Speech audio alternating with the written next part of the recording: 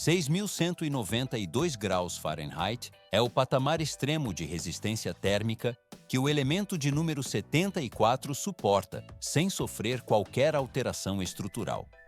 Porque o mundo industrial trava uma disputa frenética por cada grama desta substância rara e aparentemente indestrutível? Enquanto o aço comum se liquefaz e o ouro evapora completamente no ar, este metal sequer atinge o estado de incandescência avermelhada nessas condições. Sem a aplicação precisa deste material, as turbinas de aviões falhariam, os sistemas de iluminação urbana entrariam em colapso e o maquinário pesado de construção cessaria suas funções de forma imediata. Quase 40% de todo o metal que sustenta a infraestrutura da civilização atual já foi descartado e passou por um processo de reciclagem para retornar ao ciclo produtivo. Mas isso é apenas o começo.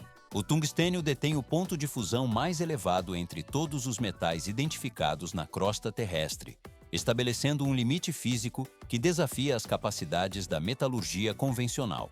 Depois fica mais complexo. A temperatura necessária para transformar este elemento em estado líquido possui magnitude suficiente para vaporizar a maioria dos outros materiais de forma instantânea.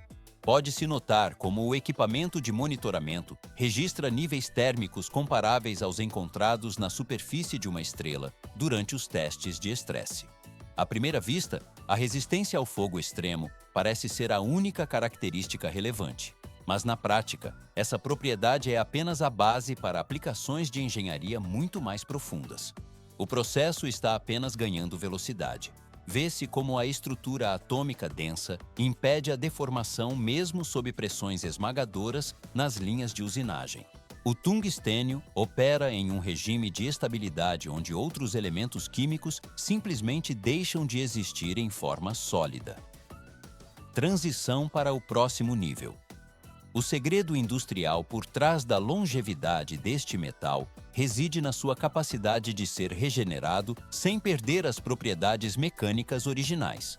O material deixa o estágio de análise inicial, passando para um estágio tranquilo na cadeia de processamento tecnológico. A maior resistência à tração entre todos os metais puros pertence a este elemento singular, que se destaca por uma densidade e dureza que desafiam os padrões convencionais da metalurgia. Por que um volume tão reduzido pode exercer uma força gravitacional tão desproporcional? À primeira vista, as dimensões de um pequeno bloco sugerem uma leveza que a realidade física contradiz imediatamente, pois segurar um cubo deste material na palma da mão confunde os sinais sensoriais do cérebro humano. O peso sentido parece matematicamente impossível para o volume ocupado, criando uma dissonância entre a visão e o tato que evidencia a compactação atômica extrema da estrutura. Pode-se notar como a luz reflete de forma opaca em sua superfície rígida, indicando uma composição que não tolera a porosidade.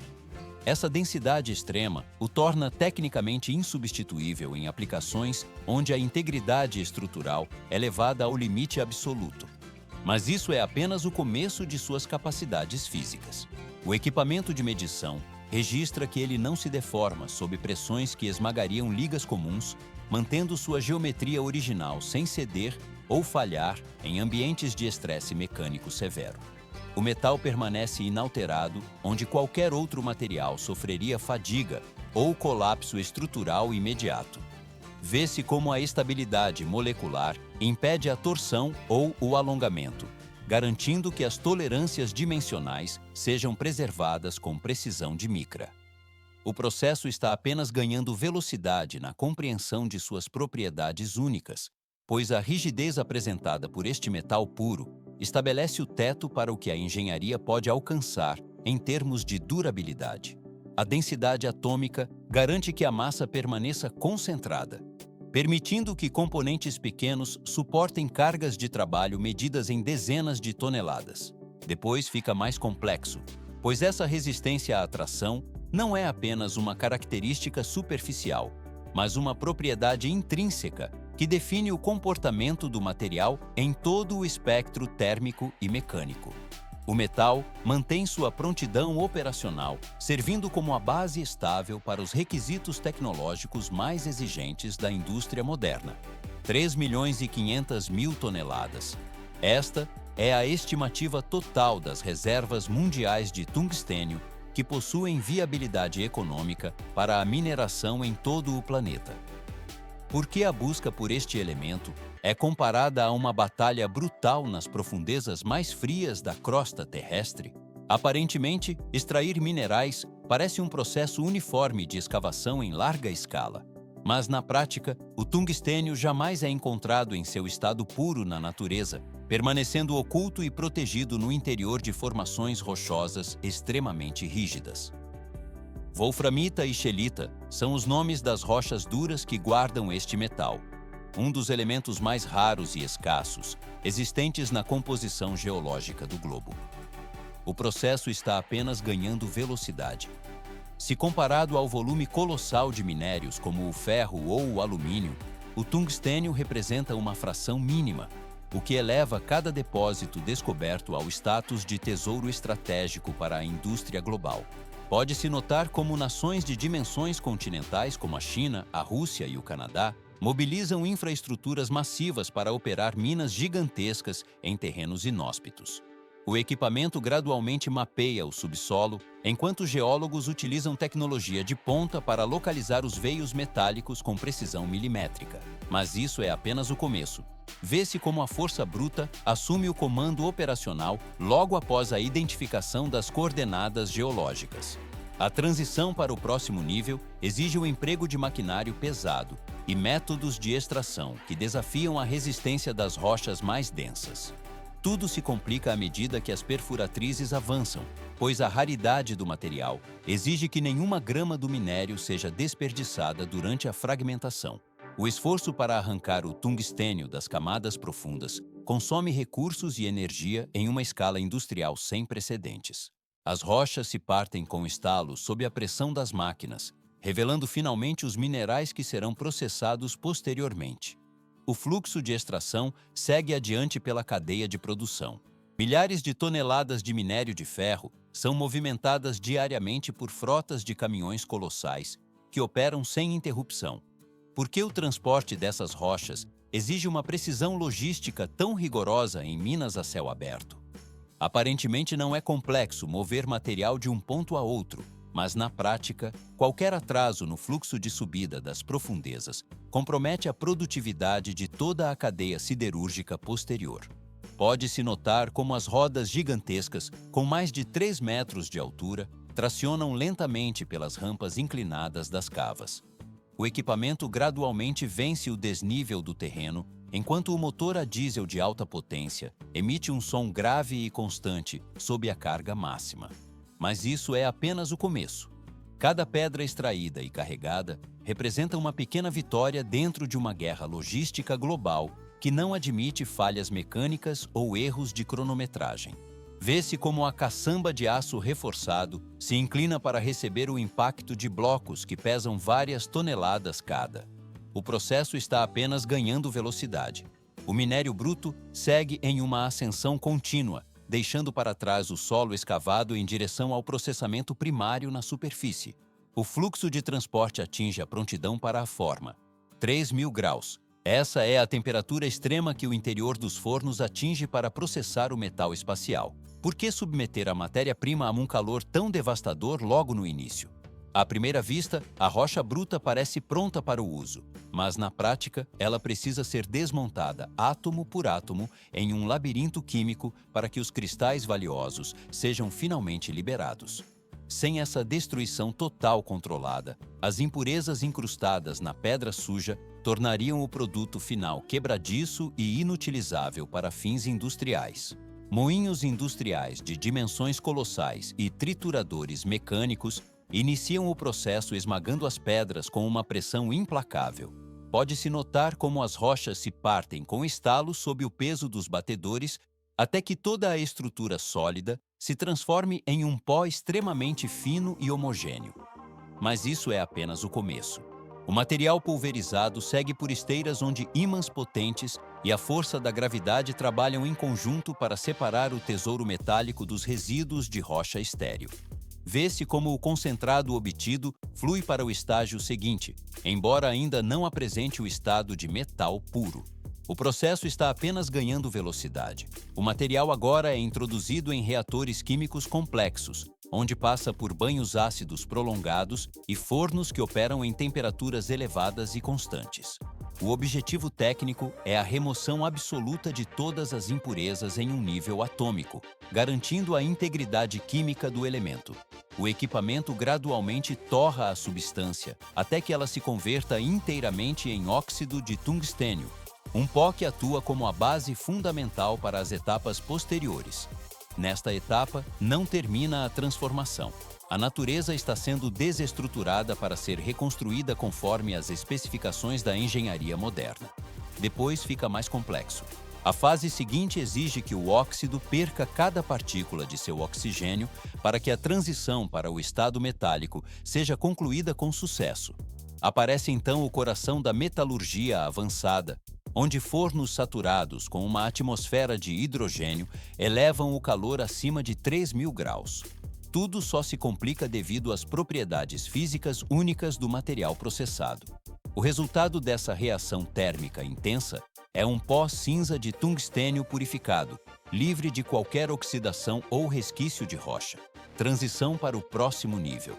O detalhe técnico fascinante reside no fato de que o tungstênio possui um ponto de fusão tão absurdamente alto que seu derretimento completo é considerado quase impossível pelos métodos convencionais de fundição. O pó metálico cinza repousa de forma estável após o resfriamento controlado do sistema. O material agora atinge o padrão de pureza necessário, pronto para a etapa seguinte de conformação industrial. 3.401 libras por polegada quadrada. Esta é a escala de força necessária para compactar o pó metálico antes do aquecimento. Por que o processo de fundição tradicional é descartado na fabricação de ferramentas de corte extremo? À primeira vista, o uso de moldes parece o caminho natural para moldar qualquer metal, mas na prática, nenhum recipiente conhecido resistiria às temperaturas extremas exigidas pelo tungstênio. Por essa razão, a engenharia recorre à sinterização, uma técnica que manipula a matéria em nível granular para criar sólidos sem a transição completa para o estado líquido.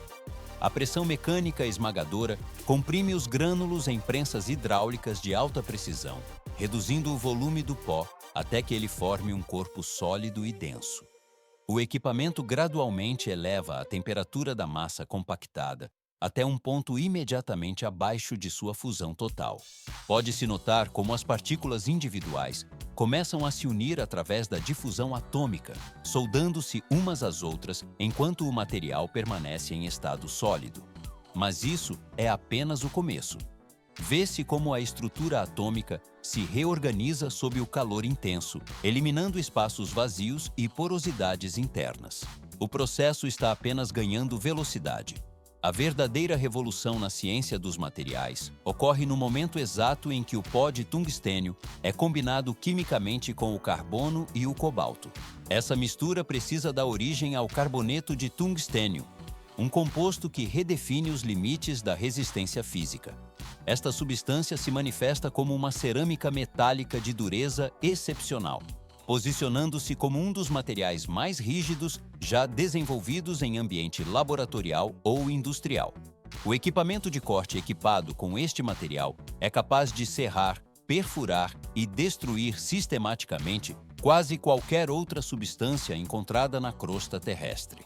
Tudo só se complica quando se observa a precisão necessária para manter a integridade dessa liga durante o resfriamento. Através dessa síntese avançada, a indústria obtém componentes com durabilidade sem precedentes, frequentemente comparados a dentes indestrutíveis, capazes de processar os minerais mais tenazes. A câmera desliza ao longo das bordas afiadas, que mantém seu corte mesmo sob fricção e calor intensos. O metal se deita em sua forma final, com uma densidade que impede qualquer deformação sob carga. Daqui a transformação se move para a próxima fase de processamento de forma contínua. Milhares de metros de rocha sólida e granito bruto são atravessados sem interrupção por ferramentas compostas por este elemento de dureza extrema. Por que o tungstênio é considerado o pilar insubstituível da extração de energia e da manufatura contemporânea? Aparentemente, outras ligas metálicas poderiam realizar o trabalho de perfuração e corte. Mas, na prática, sem a resistência mecânica singular deste metal, as linhas de produção globais e a exploração de recursos em profundidade sofreriam uma interrupção total e imediata. O tungstênio opera como um mestre da destruição controlada em cenários de alta pressão. No setor de defesa militar, a densidade absoluta deste material é aplicada na fabricação de projéteis perfurantes de blindagem. Pode-se notar como o projétil atinge o alvo em velocidades hipersônicas sem sofrer qualquer deformação estrutural significativa em sua geometria. O processo está apenas ganhando velocidade. O núcleo denso atravessa camadas espessas de aço reforçado com eficácia devastadora, concentrando toda a energia cinética colossal em um ponto de contato minúsculo e preciso. Vê-se como a força bruta da física se manifesta em sua forma mais letal através dessa aplicação balística específica. Entretanto, o tungstênio não serve exclusivamente para fins de neutralização ou impacto. Ele atua como um guardião silencioso, integrado às tecnologias médicas mais sensíveis e delicadas do planeta. Na medicina diagnóstica, sua densidade volumétrica cumpre uma função técnica de alta nobreza. Depois, fica mais complexo. Pode-se notar como ele é instalado no interior de tubos de raios-x e em barreiras de contenção contra emissões de radiação ionizante. À primeira vista, o chumbo parece ser o material padrão para esse tipo de proteção. Mas, na prática, sua toxicidade ambiental limita o uso em certas aplicações clínicas. O tungstênio bloqueia os feixes radioativos de forma segura e tecnicamente eficaz, garantindo a integridade biológica de médicos e pacientes durante os procedimentos de imagem. Tudo só se complica com as exigências da engenharia aeroespacial. Ligas metálicas de tungstênio operam continuamente no interior do ambiente extremo das turbinas de jatos, onde as temperaturas atingem níveis críticos. O calor gerado pela combustão derreteria metais convencionais em poucos segundos, mas o tungstênio mantém sua estabilidade estrutural intacta. Além disso, a concentração massiva de peso em volumes reduzidos o torna o componente ideal para o balanceamento dinâmico de máquinas de alta performance. Transição para o próximo nível. Em monopostos de Fórmula 1, iates de luxo e aeronaves comerciais, o metal é estrategicamente posicionado para estabilizar o centro de gravidade. O material segue adiante pela cadeia. 40% de todo o tungstênio consumido globalmente provém atualmente de um ciclo de reaproveitamento contínuo e altamente técnico. Por que um metal com reservas geológicas tão restritas e uma demanda industrial implacável ainda não se esgotou nas cadeias de suprimento? A escassez natural é compensada por uma logística de recuperação que funciona como um sistema de renovação constante, onde o material é coletado e processado repetidamente sem perder suas propriedades físicas originais. Mas isso é apenas o começo.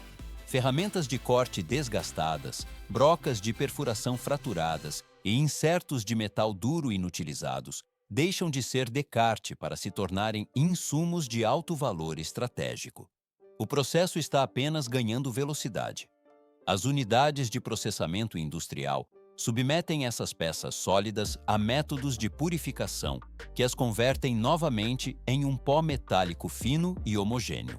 À primeira vista, o descarte parece o fim da vida útil do componente, mas na prática, ele representa o retorno da matéria-prima ao estágio inicial de fabricação.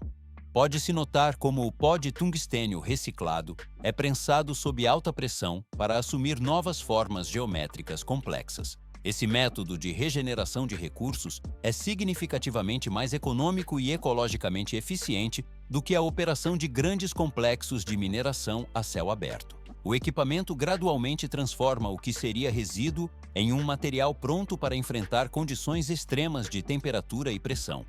Tudo só se complica com o aumento das exigências técnicas. Vê-se como a dependência de novas extrações em montanhas diminui à medida que o ciclo de reciclagem se estabiliza no mercado internacional. Este fluxo circular reduz o impacto ambiental de forma drástica e assegura a disponibilidade constante do metal para setores críticos da economia. O tungstênio atua como a espinha dorsal invisível da engenharia moderna, permitindo o avanço de tecnologias que exigem resistência mecânica superior. Transição para o próximo nível. O elemento químico se estabelece como a barreira física que separa os limites da manufatura convencional das possibilidades da exploração aeroespacial e subaquática.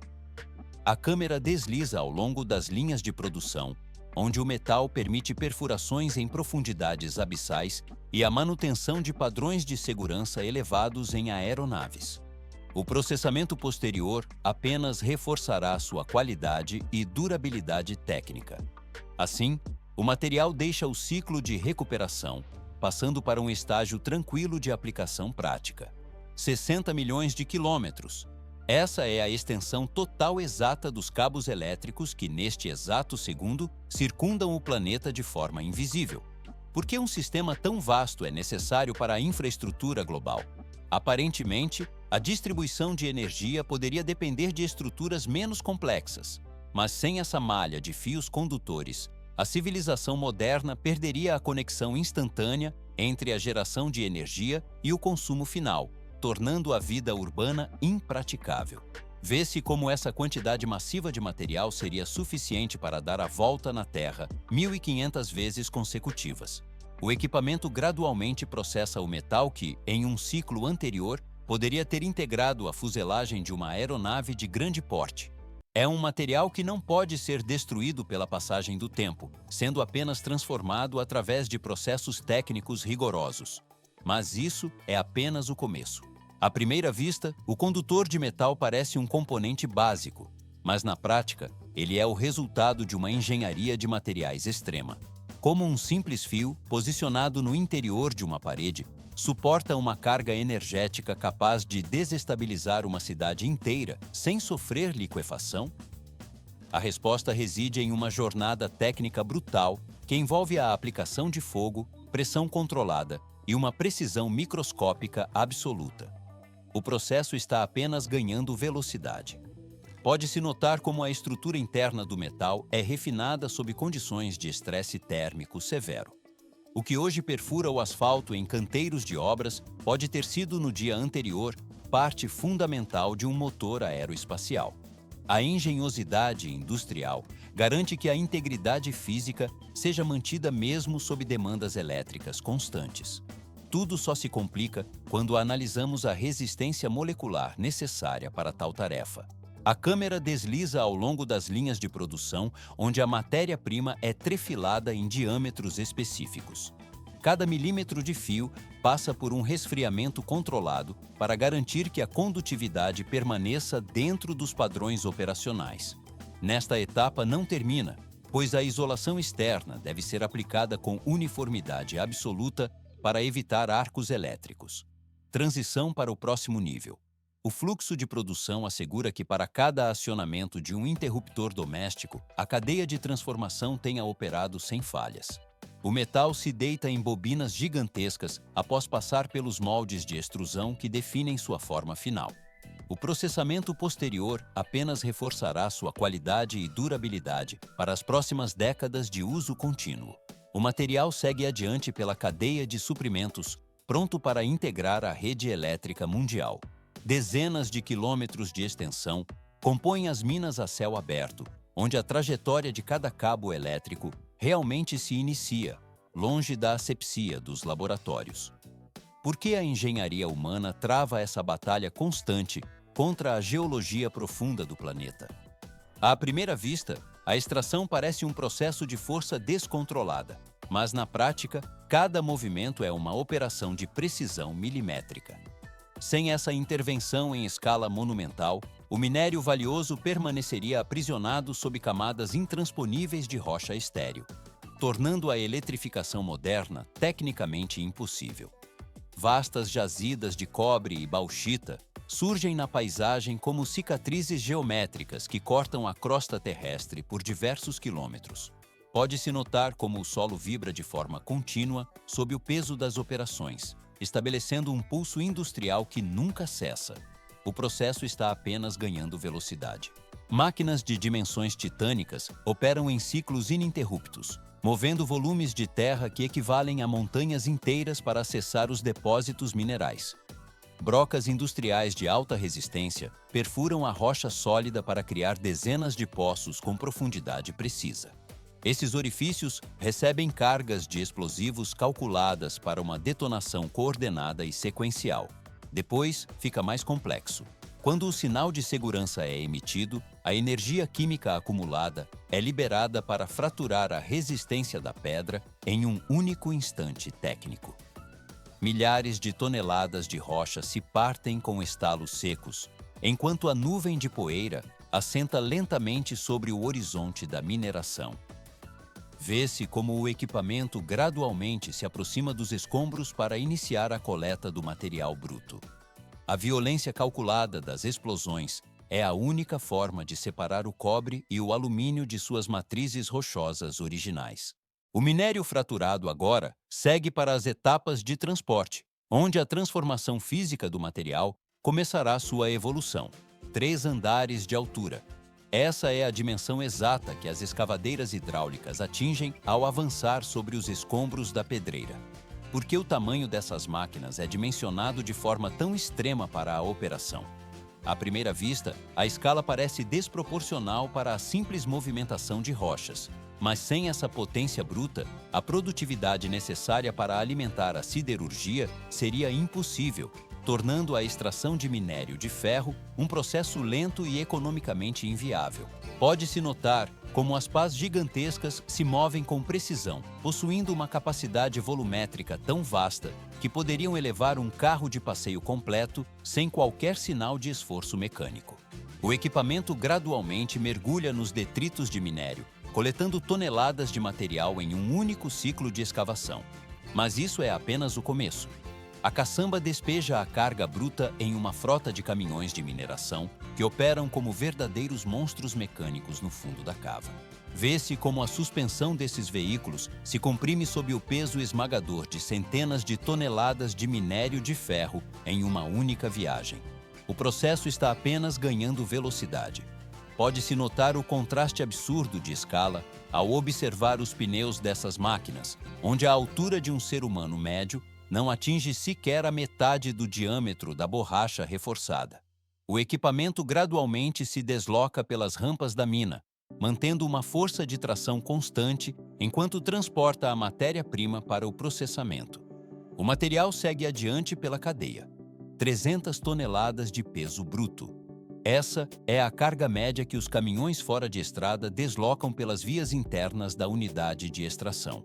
Por que o transporte de minério exige veículos de dimensões tão colossais? A movimentação constante de terra bruta precisa alimentar os britadores sem interrupções, garantindo que o fluxo de matéria-prima atenda à demanda ininterrupta do processamento industrial. Sem essa logística de grande escala, a eficiência da refinaria seria comprometida pelo desabastecimento de rocha. Pode-se notar como as caçambas basculantes despejam toneladas de material nos trituradores primários em um movimento hidráulico lento. Pedaços de rocha com dimensões equivalentes às de um sofá doméstico são submetidos a pressões esmagadoras e reduzidos a fragmentos minúsculos com a facilidade de torrões de açúcar sendo quebrados. O equipamento gradualmente fragmenta a dureza mineral, preparando o material para o transporte por correias em direção às refinarias. Mas isso é apenas o começo. À primeira vista, o resultado desse processo é apenas uma mistura de pedra suja e poeira densa em suspensão. No entanto, na prática, essa massa amorfa contém os elementos necessários para a criação de um condutor de energia de alta eficiência. Para que a transformação ocorra, a matéria bruta deve ser submetida a um tratamento térmico rigoroso que altera sua estrutura molecular básica. O processo está apenas ganhando velocidade. Vê-se como a brutalidade mecânica exercida pelas máquinas na mina é substituída pelo ambiente controlado da fundição. O minério bruto é introduzido em fornos industriais que mantêm temperaturas situadas em níveis que desafiam os limites da engenharia metalúrgica. O metal se deita em camada uniforme, enquanto o calor extremo age sobre a carga, provocando a separação física dos componentes. Tudo só se complica. No caso específico do alumínio, a operação deixa de ser puramente térmica para se tornar uma batalha química de alta complexidade. O equipamento monitora constantemente as reações dentro das cubas eletrolíticas, onde o óxido é reduzido ao metal puro sob condições de energia intensas. Transição para o próximo nível. O material fundido segue adiante pela cadeia de produção de forma constante. Milhares de volts de potência são liberados, gerando uma força capaz de fritar instantaneamente qualquer sistema elétrico doméstico enquanto rasga as ligações químicas mais profundas da matéria. Por que tamanha intensidade energética é aplicada diretamente sobre a rocha sólida? Aparentemente não é complexo imaginar que o calor sozinho bastaria, mas na prática, a eletricidade atua como a chave que rompe a estrutura molecular para liberar o metal aprisionado em seu estado bruto. A temperatura de operação sobe implacavelmente para 1742 graus Fahrenheit, o que equivale a aproximadamente 950 graus Celsius. Sob esse calor extremo, a estrutura mineral se rende e o alumínio puro começa a se desvendar. Pode-se notar como o metal se separa da rocha e goteja como um líquido prateado e brilhante, acumulando-se no fundo do tanque de contenção. Mas isso é apenas o começo. Vê-se um fluxo de metal fundido que se comporta de maneira mortal, estabelecendo o ritmo desta fase de transformação térmica. O processo está apenas ganhando velocidade. Para o cobre, a metodologia aplicada torna-se ainda mais rigorosa e detalhada, exigindo um refino adicional para garantir suas propriedades condutivas.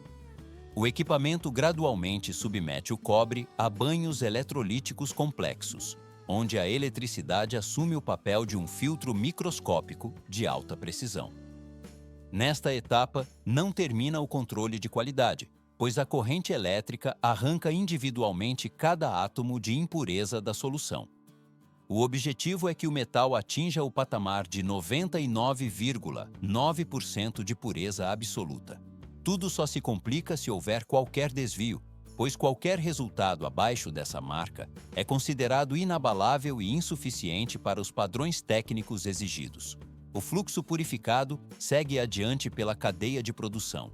Centenas de toneladas de força mecânica comprimem o metal fundido contra as paredes do molde de precisão. Por que o resfriamento ocorre de maneira tão desigual entre a superfície e o centro do material? Aparentemente não é complexo entender que o contato direto com as faces resfriadas do molde retira calor rapidamente da periferia. Mas na prática, isso cria um fenômeno físico onde a casca externa do metal endurece instantaneamente em uma estrutura rígida, enquanto o núcleo interno permanece em um estado viscoso, quente e macio. Pode-se notar como o equipamento gradualmente extrai os lingotes sólidos da base do sistema de moldagem. Vê-se como essas barras massivas de metal brilham com um vermelho alaranjado intenso, emitindo uma radiação térmica que satura os sensores de monitoramento. Mas isso é apenas o começo. O processo está apenas ganhando velocidade à medida que as peças são direcionadas para as próximas etapas de conformação mecânica. À primeira vista, o lingote parece ser o produto final devido à sua solidez e peso imenso. No entanto, um bloco estático de metal não possui a geometria necessária para cumprir funções técnicas ou transportar eletricidade para as redes de distribuição. Ele exige uma transformação estrutural profunda, sendo submetido a processos de esmagamento e estiramento que testam os limites de sua integridade física. Tudo só se complica quando o material atinge a zona de deformação plástica. Vê-se como o lingote quente, ainda irradiando um calor residual extremo, desliza pela esteira de transporte e entra na linha de laminação automatizada. O equipamento consiste em rolos de aço endurecido que giram em sentidos opostos, exercendo uma pressão constante de centenas de toneladas sobre a superfície incandescente. O metal emite estalos e ruídos agudos enquanto é forçado a passar por fendas estreitas entre os cilindros rotativos. O equipamento gradualmente reduz a seção transversal da barra, alongando sua estrutura de maneira uniforme. A câmera desliza ao longo da linha, onde a pressão aplicada reorganiza os grãos internos do aço para garantir a resistência necessária. Nesta etapa não termina o ciclo de produção, pois a geometria do material continua sendo refinada em passagens sucessivas pelos laminadores. O fluxo de metal segue adiante pela cadeia de produção de forma contínua e estável. 8 milímetros de espessura é a dimensão inicial da haste, mas esse volume ainda é considerado excessivamente robusto para as exigências da engenharia moderna. Por que a trefilação é necessária se o metal já possui uma forma definida? Aparentemente não é complexo apenas esticar o material. Contudo, na prática, a criação de fios ultrafinos que compõem os cabos de alta performance exige que a engenharia atue em uma escala quase microscópica para garantir a integridade estrutural. O processo está apenas ganhando velocidade. Hastes de metal são tracionadas continuamente através de uma sucessão de orifícios com diâmetros progressivamente menores, conhecidos tecnicamente como fieiras. Pode-se notar como esses componentes, frequentemente fabricados com diamante industrial devido à sua dureza extrema, moldam o material sob pressão constante. A velocidade de operação atinge níveis impressionantes, onde o metal se desloca pela linha de produção, alcançando dezenas de quilômetros por hora. O equipamento gradualmente força a massa metálica a se tornar mais alongada e perfeitamente circular. De uma peça bruta e grossa, o elemento se transforma em um filamento com espessura inferior à de um fio de cabelo humano. Nesta etapa não termina a transformação física. Lasers de alta precisão monitoram cada milímetro do fio em tempo real, enquanto ele desliza pelas polias de tração. Caso o diâmetro apresente uma variação mínima de apenas 1 milésimo de polegada, os sensores ópticos detectam a anomalia e o sistema de controle realiza ajustes mecânicos de forma instantânea. Vê-se como a superfície do metal emerge brilhante e lisa, como um espelho após a passagem pelas fieiras de diamante. Tudo só se complica com o surgimento de tensões estruturais invisíveis. À primeira vista, o fio parece pronto para o uso devido ao seu acabamento estético impecável, mas na prática, a estrutura interna do metal encontra-se em um estado de estresse extremo. Após ser sucessivamente puxado, esticado e comprimido contra as paredes das matrizes, o material torna-se excessivamente rígido e quebradiço. Se houvesse qualquer tentativa de dobra nesse estágio, o metal se partiria com a facilidade de um vidro temperado sob impacto. Transição para o próximo nível. Para restaurar a ductilidade e curar as propriedades físicas do material, os fios são direcionados para as câmaras de recozimento. O processo funciona como um tratamento térmico controlado dentro de fornos hermeticamente selados.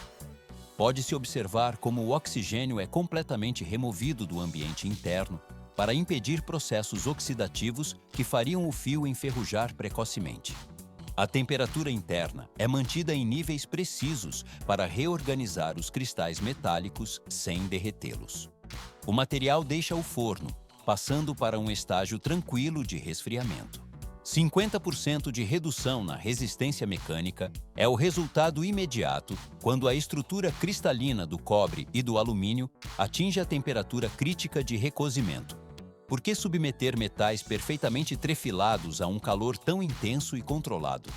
À primeira vista, o fio parece manter sua integridade física inalterada ao entrar na câmara térmica.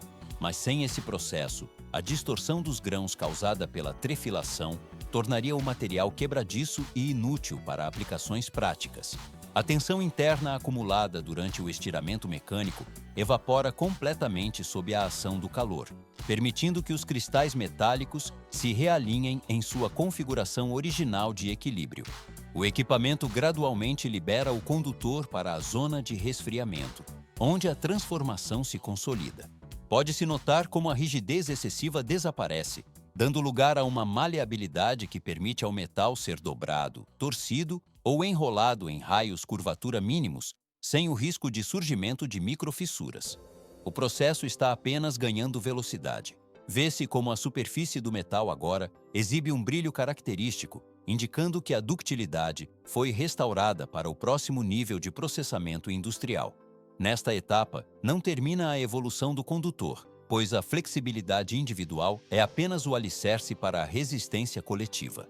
Aparentemente não é complexo o funcionamento de um fio isolado, mas na prática ele seria incapaz de suportar as tensões mecânicas de uma rede elétrica de grande porte. Por isso, a produção avança para a fase de torção e reunião, conhecida tecnicamente como trançagem. É um dos momentos mais precisos de toda a cadeia produtiva, onde a fragilidade de um único filamento é eliminada pela união geométrica de dezenas de unidades idênticas.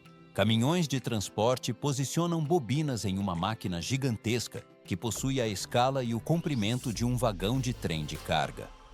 O equipamento gradualmente rotaciona centenas de carretéis de fio brilhante com uma sincronia milimétrica, criando uma corda metálica de força mecânica excepcional. Vê-se como os braços robóticos guiam cada filamento para um ponto de convergência central, onde a estrutura helicoidal começa a tomar forma. Mas isso é apenas o começo do fortalecimento do núcleo condutor. Pode-se notar como a câmera desliza ao longo do chassi da trançadeira, capturando o movimento contínuo e rítmico das bobinas que giram em altas rotações por minuto. Cada fio é tensionado de forma idêntica para garantir que a carga elétrica e mecânica seja distribuída de maneira uniforme por toda a seção transversal do cabo final. O metal se deita em camada uniforme sobre o núcleo, resultando em um produto que é fundamentalmente mais resistente do que a soma aritmética de seus componentes individuais. O fluxo de produção segue adiante pela cadeia de montagem sem interrupções. Uma gaiola metálica rotativa. Este é o componente central que inicia o processo de formação mecânica. Por que a velocidade de rotação deve ser sincronizada com milissegundos de precisão? A rotação parece um fenômeno puramente visual, mas sem o ajuste fino entre o giro e o avanço linear. A estrutura interna do cabo perderia sua integridade estrutural. As bobinas descrevem órbitas circulares constantes, gerando um efeito visual de vórtice prateado enquanto liberam o material. Pode-se notar como os fios individuais são conduzidos sob tensão contínua até um ponto de convergência denominado nariz da máquina. Neste local exato, os filamentos são entrelaçados uns sobre os outros, obedecendo a uma configuração geométrica de precisão absoluta. Mas isso é apenas o começo. Engenheiros definem o ângulo específico desta torção por meio de cálculos matemáticos rigorosos que determinam a flexibilidade final do produto. À primeira vista, a inclinação das espirais parece um detalhe estético, mas na prática, ela define a funcionalidade técnica do condutor. Uma torção excessivamente apertada resulta em uma rigidez que dificulta o manuseio e gera um consumo desnecessário de metal precioso. Inversamente, um entrelaçamento com folga excessiva provoca a desintegração da estrutura durante os procedimentos de instalação em campo. O processo está apenas ganhando velocidade. O equipamento opera em um regime de movimento acelerado, onde o ruído se transforma em um zumbido rítmico e constante que preenche o ambiente industrial. Vê-se como sensores eletrônicos monitoram a força de tensão aplicada em cada fio individualmente. Se um único filamento, com espessura inferior a um fio de cabelo humano, sofrer uma ruptura durante a operação, o sistema de segurança interrompe o movimento de forma instantânea. Tudo só se complica com as exigências de qualidade. A precisão técnica é o único parâmetro aceitável para que a conformação seja validada pelos sistemas de controle de qualidade. O equipamento gradualmente finaliza o entrelaçamento da camada, garantindo que a geometria permaneça inalterada ao longo de quilômetros de extensão. O material processado segue adiante pela cadeia de produção, mantendo a uniformidade exigida para o uso final. Um condutor unificado e flexível como uma corda, porém dotado da resistência estrutural de uma barra de aço, transporta a carga necessária para sustentar o cotidiano moderno. Por que a proteção externa é tão crítica quanto o próprio núcleo metálico? À primeira vista, o metal nu parece pronto para o uso, mas na prática, a exposição direta à corrente elétrica tornaria qualquer contato físico fatal para um operador. A segurança exige uma barreira intransponível, fazendo com que a metalurgia ceda espaço para os processos avançados da engenharia química.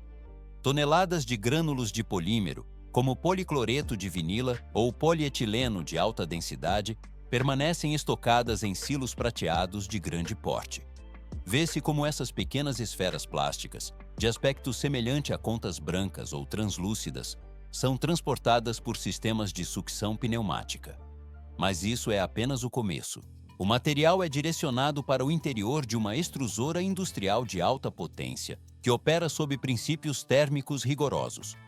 O equipamento gradualmente eleva a temperatura até que os grânulos sólidos se transformem em uma pasta viscosa e perfeitamente homogênea. O fio metálico avança de forma contínua pelo centro exato de uma cabeça de extrusão fabricada em aço de alta resistência.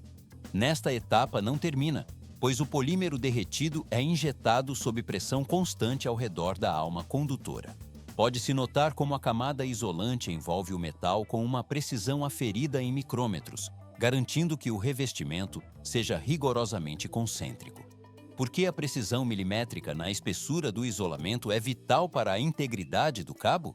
Uma variação mínima na geometria da parede plástica poderia criar pontos de menor resistência elétrica. Caso o isolamento seja mais fino em um dos lados, a eletricidade romperia a barreira, resultando em arcos elétricos, incêndios ou colapsos catastróficos em toda a rede. O processo está apenas ganhando velocidade, enquanto o material fundido adere à superfície metálica. O cabo aquecido abandona a cabeça de extrusão e mergulha imediatamente em uma calha de resfriamento preenchida com água em baixa temperatura. O choque térmico é executado de forma deliberada para que o plástico sofra uma solidificação acelerada, fixando sua estrutura molecular de maneira permanente. O equipamento gradualmente estabiliza a forma externa do condutor, assegurando que o isolamento mantenha suas propriedades mecânicas. Para condutores de dimensões superiores, destinados a aplicações de alta tensão, o processamento exige ajustes ainda mais complexos na dinâmica de resfriamento. O material avança de forma constante pelas polias de tração, mantendo a tensão adequada para evitar deformações. Vê-se como a superfície agora endurecida desliza suavemente para as próximas estações de monitoramento eletrônico. Tudo só se complica quando as exigências de carga aumentam, demandando camadas adicionais de proteção. O fluxo de produção segue adiante pela cadeia de fabricação de forma rítmica e controlada. 2.900 graus. Essa é a temperatura que alguns componentes de isolamento devem suportar em condições extremas de segurança. Por que submeter um material aparentemente indestrutível a níveis tão severos de estresse antes da distribuição?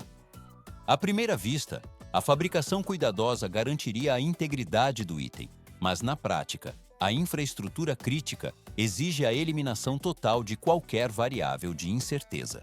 Sem a validação rigorosa em ambiente controlado, uma falha latente no revestimento poderia comprometer sistemas vitais de suporte à vida ou redes de comunicação em larga escala. A fábrica opera sob protocolos que ignoram a sorte, transformando o controle de qualidade em uma verdadeira câmara de testes destrutivos. Antes que um único metro de cabo seja liberado para a expedição, ele enfrenta condições que simulam o limite máximo de sua resistência física e química. O processo está apenas ganhando velocidade. O equipamento gradualmente aumenta as cargas de tensão enquanto sensores monitoram a estabilidade estrutural de cada camada protetora. Nesta etapa, não termina o rigor técnico, pois as consequências de uma negligência são absolutas. Pode-se notar como a precisão dos engenheiros se traduz em diagnósticos que previnem blackouts em complexos hospitalares ou sinistros em edificações de grande altura. A segurança da operação laboratoriais precede qualquer aplicação comercial. 50.000 volts ou valores ainda mais expressivos são disparados através do condutor no teste elétrico inicial. Os especialistas rastreiam fugas de corrente ou pontos de fragilidade térmica no polímero isolante. Vê-se como a energia busca o menor caminho de resistência, de forma análoga à pressão interna que tenta romper a superfície de um balão inflado.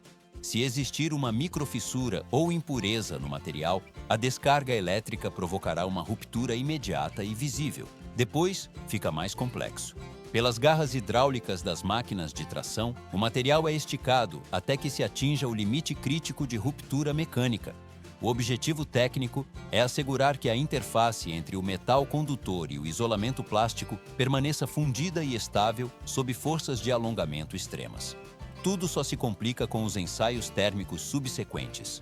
Amostras segmentadas do cabo são introduzidas em câmaras de combustão para verificar se o isolamento possui propriedades retardantes ou se a propagação de chamas ocorre de maneira descontrolada. A temperatura sobe uniformemente, enquanto o comportamento dos gases e a integridade da cobertura são documentados minuciosamente. O material está pronto para seguir para a próxima fase de processamento sem pressa. 60 milhões de quilômetros de cabos estão atualmente desenrolados em trincheiras profundas, fixados em postes de alta tensão e embutidos em paredes ao redor de todo o globo terrestre. Por que essa infraestrutura atinge números tão monumentais? Aparentemente, trata-se apenas de uma rede de distribuição comum, mas essa indústria global movimenta anualmente a soma de 200 bilhões de dólares para manter o funcionamento da sociedade moderna. O condutor escondido atrás das superfícies de alvenaria não é meramente uma junção de polímeros plásticos e núcleos metálicos. Ele é o resultado final de um processo de sobrevivência técnica extrema. Pode-se notar como o material bruto nasce inicialmente de uma detonação controlada em uma mina de cobre, sendo posteriormente submetido a um derretimento em um ambiente de reações químicas intensas. O metal é esticado através de fieiras de diamantes industriais e curado sob altas temperaturas controladas. Depois fica mais complexo. O equipamento gradualmente trança os fios em um vórtice mecânico de alta velocidade, submetendo cada milímetro ao rigor de testes com chamas e descargas elétricas de alta voltagem.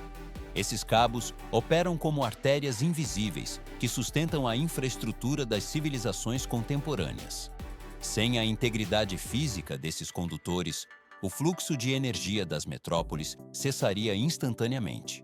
O acionamento de um interruptor de luz é o ponto final de uma jornada técnica extensa e complexa. No setor da indústria pesada, cada filamento de pequena escala carrega uma sequência de processos de fabricação de proporções gigantescas. Mas isso é apenas o começo. 2023 foi o ano em que agricultores no deserto de Nevada executaram uma ação que apresentava todas as características de um colapso financeiro deliberado. À primeira vista, a cobertura de terras férteis com toneladas de sal puro parecia um erro técnico irreversível, provocando o ceticismo imediato de observadores locais. Especialistas em solo afirmaram que a viabilidade produtiva daquela terra havia sido completamente eliminada. O processo está apenas ganhando velocidade. Esse erro calculado não resultou na destruição da propriedade rural, mas em uma alteração química profunda no terreno. Vê-se como, em apenas uma temporada de cultivo, o solo anteriormente estéril do deserto iniciou uma transição para se tornar uma mina de recursos inesperados. O equipamento agrícola agora opera sobre uma superfície transformada por uma estratégia que desafia a lógica convencional da agronomia. O material orgânico reage com os depósitos minerais, preparando o terreno para a próxima fase de extração e colheita. Uma fortaleza impenetrável. É assim que a biologia define a estrutura da alfafa, uma planta que visualmente se assemelha a uma grama comum. Por que uma vegetação aparentemente simples esconderia um segredo mecânico que frustrou a tecnologia agrícola por décadas? À primeira vista, o campo parece apenas uma extensão de pastagem estática. Mas na prática, cada pequena flor roxa de alfafa opera como um dispositivo de engenharia brutal, equipado com uma armadilha interna de alta precisão. Dentro das pétalas, a coluna reprodutiva da planta permanece sob tensão extrema, assemelhando-se tecnicamente a uma mola de aço comprimida ou ao gatilho travado de uma arma de fogo. Mas isso é apenas o começo. Para que a planta produza sementes, o material valioso que os agricultores buscam, esse gatilho mecânico, precisa ser disparado por meio de uma ação física direta. O processo está apenas ganhando velocidade quando se observa a interação com os agentes externos. Vê-se como um inseto pousa para extrair o néctar, e nesse exato instante, o mecanismo de defesa é acionado de forma instantânea. A coluna reprodutiva bate no corpo do inseto com uma força violenta e uma aceleração física surpreendente. Para a abelha do mel comum, esse impacto mecânico é um evento traumático. Pode-se notar o movimento brusco do gatilho atingindo o polinizador, funcionando como um golpe direto aplicado no momento da alimentação. Tudo só se complica quando os insetos começam a desenvolver contramedidas para evitar o impacto. As abelhas comuns, dotadas de capacidade de aprendizado, passam a trapacear o sistema biológico da planta para sobreviver. Elas executam a extração do néctar pelas laterais da flor, contornando deliberadamente o acionamento do gatilho central. O equipamento biológico da planta permanece intacto, porém inútil. O resultado técnico dessa evasão é um campo visualmente íntegro e roxo, mas com a produção de sementes completamente comprometida. O fluxo biológico segue adiante com essa falha estrutural na polinização. 20% de aumento nos custos de produção e a degradação sistemática do solo tornaram-se a realidade imediata nas fazendas de alfafa. Porque a tecnologia agrícola convencional, com todos os seus fertilizantes químicos e sistemas de irrigação automatizados, fracassou diante de uma simples planta? Aparentemente, a mecanização moderna oferecia todas as ferramentas para o sucesso, mas na prática, as flores se recusavam a completar seu ciclo reprodutivo sob o manejo artificial. O solo acumulava salinização progressiva, enquanto o capital investido escorria sem retorno, evidenciando que os tratores e a química industrial haviam atingido um limite intransponível diante da biologia da alfafa. Mas isso é apenas o começo. A solução para este impasse financeiro de milhões de dólares não emergiu de um centro de pesquisa de alta tecnologia contemporâneo. Pode-se notar o contraste quando a busca por respostas se deslocou para os arquivos empoeirados de uma universidade, onde documentos da década de 1970 permaneciam esquecidos. A doutora Clara Martinez localizou entre registros técnicos e desenhos manuais o projeto biológico de um engenheiro natural negligenciado pela história produtiva recente. Depois, fica mais complexo. Nomia melanderi, identificada tecnicamente como a abelha alcalina, apresenta características que desafiam o senso comum sobre a espécie. À primeira vista, sua classificação como abelha sugere uma estrutura social complexa, mas na prática, este inseto opera de forma solitária e reside exclusivamente no subsolo. Vê-se como ela ignora a hierarquia de colmeias, a produção de mel para consumo externo ou a submissão a uma rainha central. O equipamento biológico desta operária solitária foi refinado por milênios para uma função mecânica específica. O processo está apenas ganhando velocidade. Registros históricos indicavam que essa espécie funcionava como a chave mestra para a complexa estrutura da flor de alfafa. A evolução calibrou o peso do inseto com a precisão de miligramas necessária para destravar o mecanismo de gatilho da planta. O equipamento gradualmente se aproxima da floração, onde a resistência física é testada em milissegundos. Quando o gatilho da flor é acionado e golpeia o corpo do polinizador, a abelha alcalina mantém sua posição sem recuar. O material genético é transferido enquanto o inseto absorve o impacto físico do mecanismo vegetal. O fluxo biológico segue adiante pela cadeia de produção de forma estável. Químicos pesados e compostos industriais agressivos aniquilaram completamente as redes de túneis subterrâneos e as fontes de subsistência biológica. Por que a eliminação da única criatura capaz de garantir a preservação da colheita foi permitida? Aparentemente, a modernização agrícola parecia ser a solução definitiva para o campo. Mas a ironia identificada pela doutora Martinez revelou que a resposta técnica necessária sempre esteve presente, embora tenha sido deliberadamente soterrada por décadas de processos artificiais de otimização do solo. À primeira vista, a recuperação das terras exigiria métodos convencionais de adubação, Mas, na prática, os produtores enfrentaram um dilema sem precedentes. Para salvaguardar a viabilidade de suas propriedades, os agricultores precisariam executar uma ação que desafia a lógica produtivista tradicional. Eles teriam que interromper a resistência sistemática contra o ambiente naturalmente árido do estado de Nevada, para reerguer o ecossistema que foi alvo de tentativas de erradicação por 50 anos seguidos. Mas isso é apenas o começo. O projeto mais paradoxal da engenharia agrícola contemporânea foi estabelecido a partir dessa necessidade de reconstrução ambiental. Vê-se como a arquitetura biológica exige o retorno da abelha especializada, o que forçou os proprietários rurais a projetarem estruturas artificiais de sal. Esse planejamento exige a conversão direta de áreas antes consideradas férteis em extensões controladas de depósitos salinos brancos. O processo está apenas ganhando velocidade. Maquinários pesados e tratores de grande porte avançam sobre os campos aráveis com uma finalidade oposta ao cultivo convencional. Pode-se notar como as lâminas das máquinas removem as camadas superficiais de solo orgânico para preparar o terreno para a aplicação do mineral. A engenharia aplicada a esses leitos de sal segue padrões rigorosos de construção industrial de alta tecnologia. Depois fica mais complexo. Parece um processo simples de deposição de minerais sobre a terra, mas na prática, a operação exige uma precisão cirúrgica de medição. A fase inicial consiste na escavação profunda do terreno, em perímetros delimitados por radares de solo.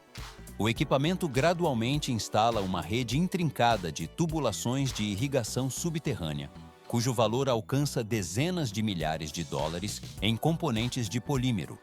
O material se deita em camada uniforme sob a supervisão de técnicos que monitoram a vazão de fluidos. O fluxo hidráulico segue adiante pela cadeia de produção. Milhares de toneladas de sal industrial são distribuídas sobre o terreno por máquinas pesadas de movimentação. Por que niveladoras equipadas com sensores a laser percorrem a área para garantir que o solo fique perfeitamente plano como uma mesa de bilhar? À primeira vista, a aplicação massiva de cloreto parece um erro de manejo agrícola, mas na prática, essa camada atua como um isolante técnico avançado. O sal atrai a umidade das camadas inferiores do solo, sela a superfície contra as intempéries e estabelece um controle térmico rigoroso para o ambiente abaixo. Mas isso é apenas o começo. Observa-se como a crosta branca e sólida se forma sob a ação do calor, transformando o local em uma superfície reflexiva. Para os motoristas que trafegavam pelas estradas vizinhas, a operação assumia um aspecto de irracionalidade completa. Curiosos estacionavam seus veículos para observar e ridicularizar o trabalho dos operários, enquanto os jornais da região classificavam o projeto como um experimento bizarro e sem fundamentos. Depois, fica mais complexo.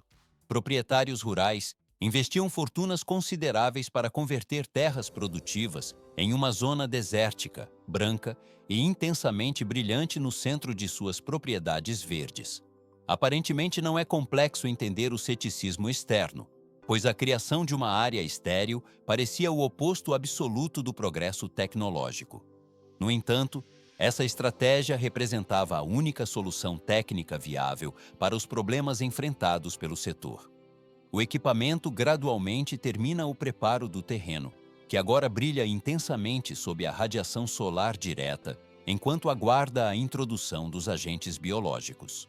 Vê-se como a logística de transporte entra em sua fase crítica com a chegada de comboios especializados. Caminhões pesados manobram com lentidão até o centro da área preparada, transportando caixotes maciços protegidos contra impactos. O processo está apenas ganhando velocidade. Estes recipientes não armazenavam componentes eletrônicos sensíveis ou sementes com modificações genéticas laboratoriais. Pode-se notar a descarga cuidadosa de blocos densos de solo, que abrigam em seu interior milhões de larvas em estado de dormência profunda. O material biológico é depositado sistematicamente, preparando o caminho para a próxima fase de desenvolvimento controlado. 2.800 horas. Esse era o prazo máximo de sobrevivência que os críticos previam para aquelas colônias diante do calor extremo. Por que o ceticismo era tão absoluto em relação ao sucesso dessa operação biológica?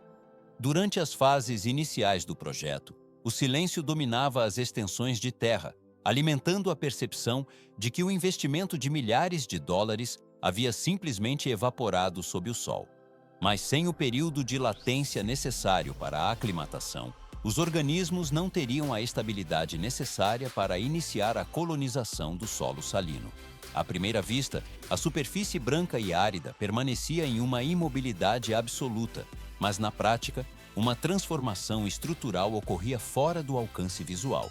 A tensão nas unidades de produção agrícola tornava-se palpável conforme os prejuízos financeiros se somavam ao risco de uma exposição negativa nos meios de comunicação. Jornais de grande circulação já preparavam manchetes detalhando o que chamavam de fracasso iminente da estratégia em Nevada. Mas isso é apenas o começo. Pode-se notar como a crosta de sal, embora pareça hostil e estéril, servia de blindagem para uma das maiores obras de engenharia biológica registradas em solo americano. Abaixo da linha de visão das câmeras, centímetros abaixo das botas dos observadores, o contingente subterrâneo iniciava seu ciclo de ativação. Vê-se como o sistema de irrigação automatizado mantinha a umidade em níveis exatos, criando o ambiente controlado indispensável para o desenvolvimento das larvas e operárias. Tudo só se complica. As abelhas alcalinas não realizam escavações aleatórias. Elas executam a construção planejada de verdadeiras metrópoles subterrâneas. O equipamento biológico de cada fêmea opera como uma unidade de mineração de alta eficiência, processando o solo com uma disciplina técnica rigorosa. O processo está apenas ganhando velocidade. 50 centímetros é a profundidade máxima alcançada pelos túneis verticais que estas operárias escavam com uma precisão matemática constante. Pode-se notar como a estrutura de cada galeria mantém um formato perfeitamente circular, garantindo a integridade física da rede subterrânea contra desmoronamentos. O equipamento orgânico dessas mineradoras remove o solo grão por grão, estabelecendo as fundações da colônia de forma sistemática. O fluxo de trabalho atinge a prontidão para a forma, consolidando a estabilidade estrutural necessária para a fase seguinte da ocupação biológica. 2.900 abelhas operam simultaneamente na consolidação estrutural das galerias subterrâneas, para que as paredes dos túneis não cedam sob a pressão do solo arenoso. Aparentemente, a escavação simples seria suficiente para a sobrevivência das colônias.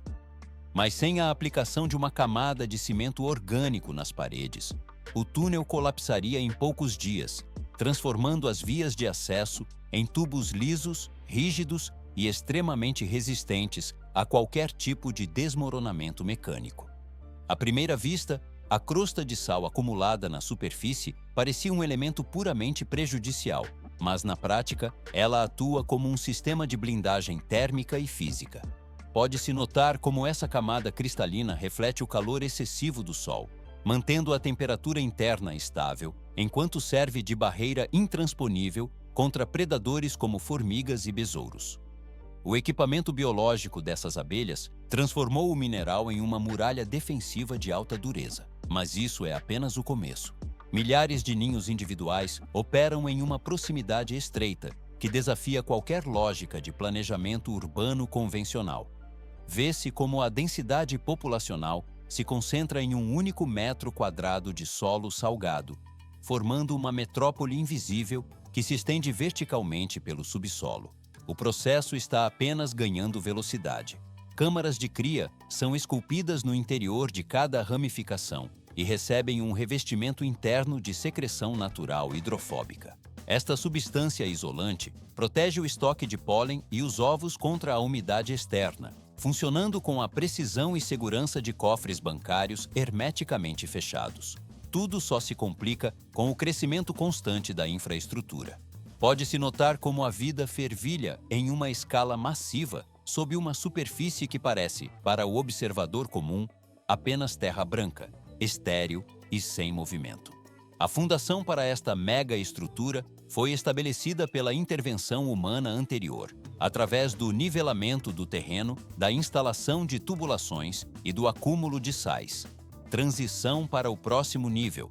As abelhas atuam como as arquitetas finais de um sistema complexo que utiliza resíduos e condições adversas para a criação de um habitat funcional e denso. O equipamento gradualmente ajusta cada milímetro da rede de túneis até que a fase de construção seja concluída com total precisão técnica. O material agora está pronto para a próxima fase de ocupação biológica sem pressa.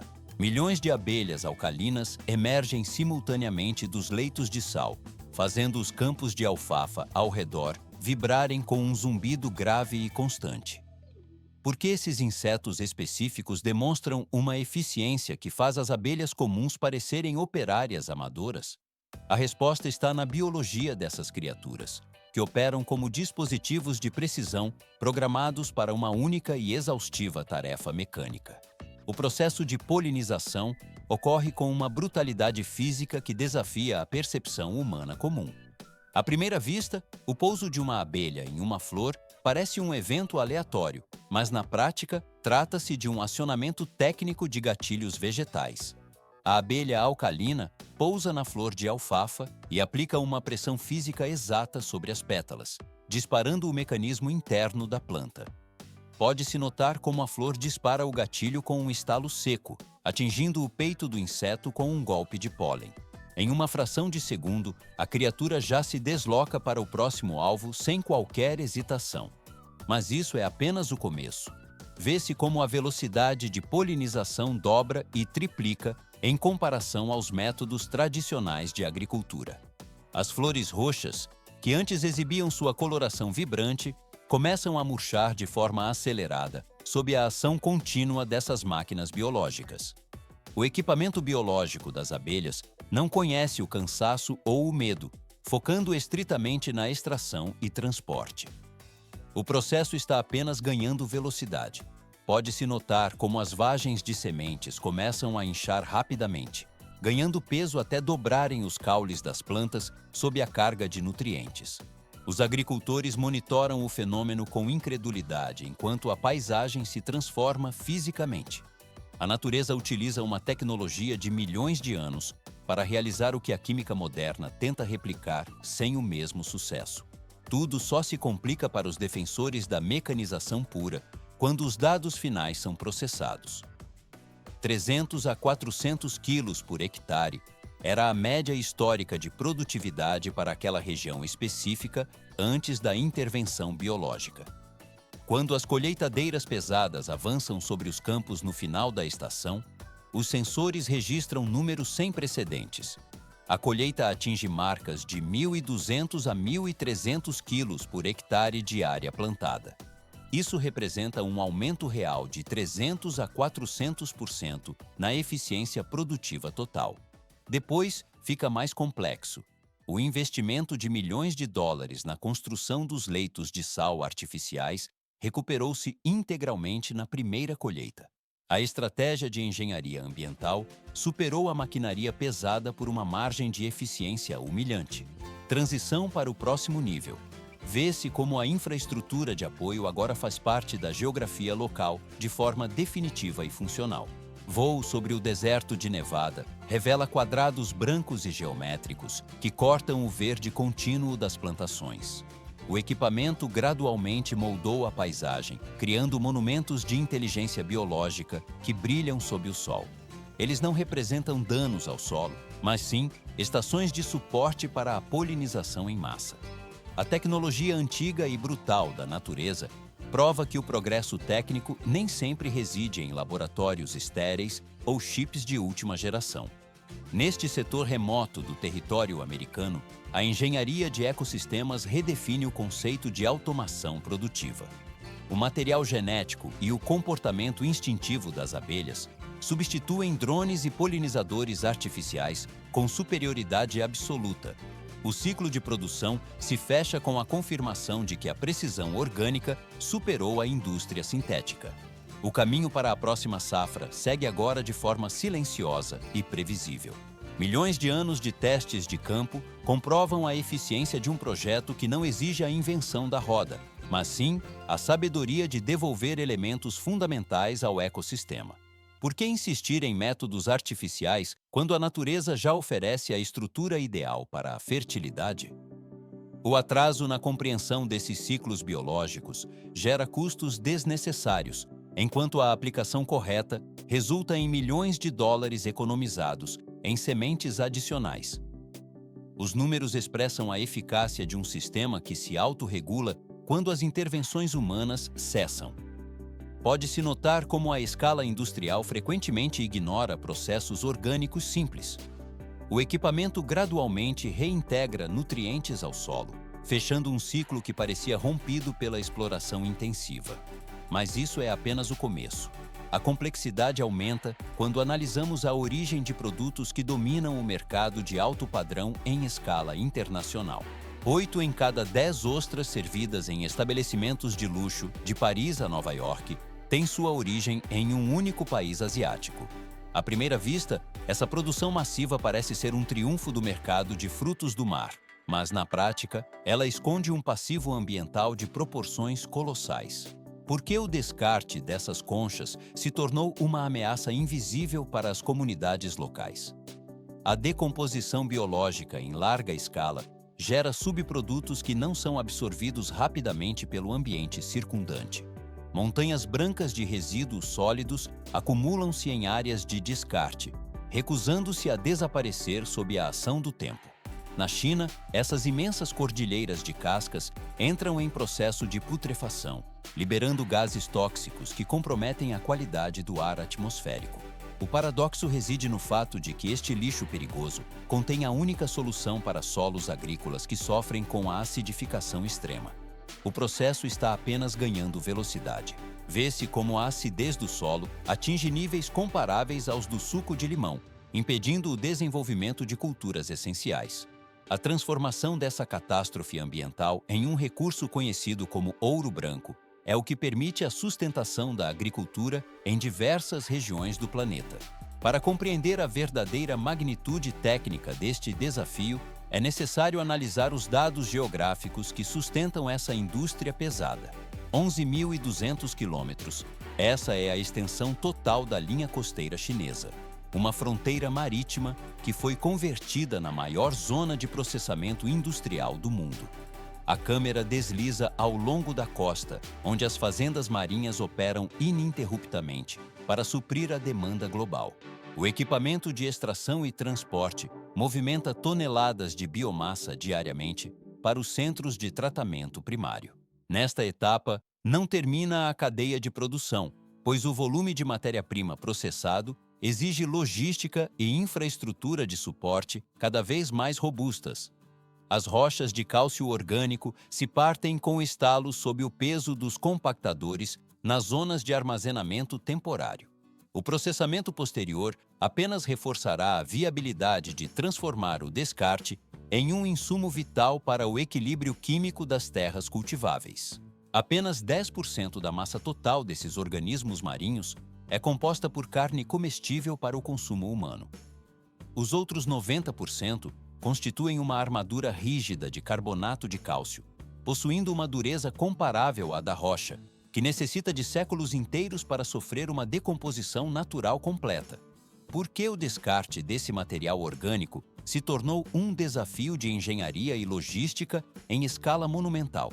Aparentemente não é complexo lidar com resíduos biológicos, mas na prática, a resistência mineral das conchas impede sua reintegração rápida ao meio ambiente. 6.600.000 libras de conchas são descartadas anualmente sem que haja um destino final eficiente para essa massa calcária. Mas isso é apenas o começo. Pode-se notar como as conchas não desaparecem do ecossistema, acumulando-se de forma implacável em áreas designadas e terrenos baldios. O volume de resíduos é tão vasto que, ao longo das linhas costeiras das províncias chinesas de Fujian e Guangdong, a paisagem foi permanentemente alterada pela intervenção humana. Vê-se como surgiram formações geológicas inéditas, caracterizadas por montanhas artificiais compostas inteiramente de conchas brancas, que atingem muitos metros de altura acima do nível do solo. Depois, fica mais complexo. Sob a incidência direta do calor úmido característico da estação de verão, essas pilhas monumentais de resíduos funcionam como verdadeiros reatores químicos de decomposição a céu aberto. O equipamento de monitoramento ambiental detectaria que a carne residual, presa nas fendas milimétricas das estruturas de cálcio, entra em processo de putrefação acelerada. Nessa etapa não termina, pois a decomposição biológica promove a proliferação descontrolada de colônias de bactérias em toda a extensão das montanhas artificiais. O processo está apenas ganhando velocidade. Gases resultantes da quebra molecular são liberados continuamente, formando nuvens invisíveis, porém densas, de amônia e sulfeto de hidrogênio que se dissipam pelo entorno. O ar nas proximidades desses depósitos torna-se quimicamente tóxico, alterando a composição atmosférica local e gerando riscos ocupacionais e ambientais imediatos. Pode-se notar como a estrutura mineral rígida acaba por aprisionar a matéria orgânica em decomposição, perpetuando o ciclo de contaminação por longos períodos. O material orgânico residual segue adiante pela cadeia natural de transformação química, 3,8 a 4,2. Este é o nível crítico de pH encontrado no solo de Fujian, que revela uma degradação química em escala total. Por que uma região historicamente fértil se transformou em um cenário de desolação absoluta? Aparentemente, a terra deveria sustentar pomares produtivos, mas na prática, o solo tornou-se quase tão ácido quanto o suco de limão. Essa acidez extrema ataca diretamente o sistema radicular, onde as raízes das árvores sofrem queimaduras químicas e perdem a capacidade de fixação. Mas isso é apenas o começo. Pode-se notar como a superfície do terreno se tornou dura e impermeável, assemelhando-se visualmente ao cimento molhado após o contato com a umidade. Quando as chuvas atingem essas áreas, a água não consegue penetrar nas camadas profundas e apenas escorre pela superfície sem nutrir a vegetação. O equipamento de monitoramento ambiental das autoridades locais confirmou previsões alarmantes sobre o futuro da região. Se a tendência de acidificação não for revertida, áreas vastas dedicadas ao cultivo serão completamente abandonadas em um prazo de 15 anos. 15 anos é o tempo estimado para o colapso produtivo total. O processo está apenas ganhando velocidade. Vê-se um contraste geográfico paradoxal, onde montanhas de cálcio descartado poluem o ar em um ponto, enquanto terras ácidas em outro local necessitam desesperadamente desse mesmo mineral. Conectar esses dois desastres ambientais exigiu uma operação de engenharia colossal e coordenada. À primeira vista, a solução parecia óbvia, mas na prática demandou a industrialização de um conceito ancestral de reaproveitamento. Engenheiros identificaram que as montanhas de resíduos orgânicos eram, em sua essência, minas de calcário biológico de alta pureza. Depois, fica mais complexo. Para converter o descarte tóxico em um corretivo de solo eficiente, foi necessária a construção de uma infraestrutura industrial de grandes proporções. Na localidade de Huian, uma unidade fabril massiva foi erguida com o objetivo específico de processar 120 milhões de quilogramas de conchas de ostras anualmente.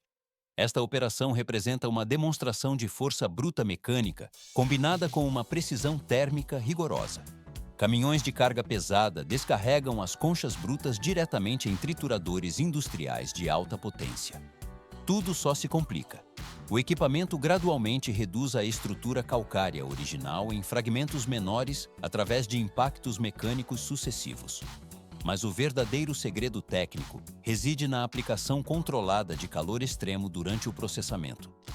As conchas devidamente moídas são transportadas e lançadas no interior de fornos rotativos gigantescos para a etapa de calcinação. Lá dentro, os sensores fixam que a temperatura sobe implacavelmente até atingir 473 graus Fahrenheit. O metal dos fornos gira sem parar enquanto o material é transformado pelo calor intenso. O fluxo de processamento segue adiante pela cadeia de produção. 2.900 graus. Essa é a magnitude térmica que define a transformação química e física das conchas de ostras no interior do forno. Por que a manutenção de um calor tão extremo é considerada o pilar central desta engenharia de reciclagem? À primeira vista, o fogo apenas limpa a superfície, mas na prática, a temperatura cumpre a função de esterilização absoluta, onde qualquer vestígio de bactérias nocivas ou resíduos orgânicos em decomposição é incinerado de forma instantânea. O processo está apenas ganhando velocidade. Aparentemente não é complexo apenas queimar o material, mas o calor altera a estrutura molecular do carbonato de cálcio, tornando a concha rígida em uma estrutura quebradiça e altamente suscetível à fragmentação mecânica. Vê-se como os britadores industriais reduzem o que antes era uma carapaça sólida a um pó branco de granulometria finíssima, denominado biocal oceânica. O equipamento gradualmente processa toneladas de matéria bruta, até que o material saia do outro lado da linha de produção com uma textura homogênea. Nesta etapa, não termina. Este material não deve ser confundido com um pó de pedra comum, pois atua como um condicionador de solo saturado de minerais vitais, que a província de Fujian viu se esgotar ao longo de muitas décadas de cultivo intenso. Como exatamente esse pó interage com a química da Terra? O mineral opera como um agente neutralizante natural para terrenos que apresentam níveis críticos de pH. Pode-se notar como o pó se integra à Terra, atuando de forma análoga a um antiácido que estabiliza um sistema em desequilíbrio químico. Neutralizar a acidez de forma imediata permite o desbloqueio de macro e micronutrientes que estavam quimicamente retidos no solo, estabelecendo um ecossistema favorável para que a atividade biológica volte a florescer. Tudo só se complica com o volume da operação, onde o que anteriormente era classificado como lixo tóxico, acumulado em montanhas de descarte, se converte em 220 milhões de libras de um insumo agrícola de alta pureza. O produto final é devidamente ensacado e preparado para a distribuição em larga escala nas zonas rurais. Transição para o próximo nível. 220 milhões de libras representam o peso total da solução que agora está pronta para enfrentar a realidade das colheitas degradadas. Embora a teoria técnica se mostrasse impecável dentro das unidades de processamento, a agricultura permanece como um campo de batalha caracterizado por variáveis imprevisíveis e climas instáveis. O verdadeiro teste de eficácia mecânica e biológica teve início no momento exato em que as frotas de caminhões, carregadas com as sacas do pó de ostras, alcançaram as propriedades rurais devastadas. Os resultados dessa aplicação técnica manifestaram-se de forma imediata e visível na estrutura da vegetação. O material deixa o centro de distribuição, passando para um estágio tranquilo de aplicação direta no campo. 60% de aumento na produtividade. Este foi o resultado imediato da aplicação do pó de conchas nos cultivos de cebolinha. Por que o solo respondeu com tamanha intensidade a um resíduo marinho? Aparentemente, a terra da região estava exaurida de nutrientes básicos, tornando as plantas amarelas e atrofiadas antes da intervenção. O pó de conchas atuou como um agente de ressurreição biológica, permitindo que a mesma área produzisse mais comida sem a necessidade de introduzir fertilizantes químicos adicionais. Vê-se como o material particulado penetra na camada superficial, alterando a composição mineral. Mas isso é apenas o começo. Nos pomares de Toranja, os efeitos técnicos foram ainda mais profundos e monitorados por instrumentos de precisão. Sensores enterrados na terra registraram que o potencial hidrogeniônico subiu 1,1 pontos, retirando o solo da zona de perigo ácido. A matéria orgânica, que atua como o combustível essencial para a vida subterrânea, apresentou um crescimento de quase 28%. Pode-se notar como as árvores retêm os frutos até a maturação total, enquanto as folhas recuperam um verde vibrante e saudável. Depois, fica mais complexo. À primeira vista, o benefício técnico parece limitado ao crescimento vegetal, mas na prática, a mudança atingiu a viabilidade econômica dos produtores. Um experimento controlado com a cultura da alface trouxe dados inesperados sobre a qualidade final do produto. O processo está apenas ganhando velocidade. As plantas submetidas ao tratamento com o pó de conchas não apenas atingiram volumes maiores, como desenvolveram características sensoriais superiores. Pode-se notar como a textura das folhas se tornou mais firme e a alface adquiriu uma característica mais crocante ao toque e ao paladar. O material processado eleva o padrão de cultivo, garantindo que a colheita atinja o mercado com valor agregado. Daqui a transformação se move para a próxima fase de processamento, 12 a 18% de valorização. Esse foi o salto exato no preço de atacado das alfaces cultivadas sem a dependência de defensivos químicos tradicionais.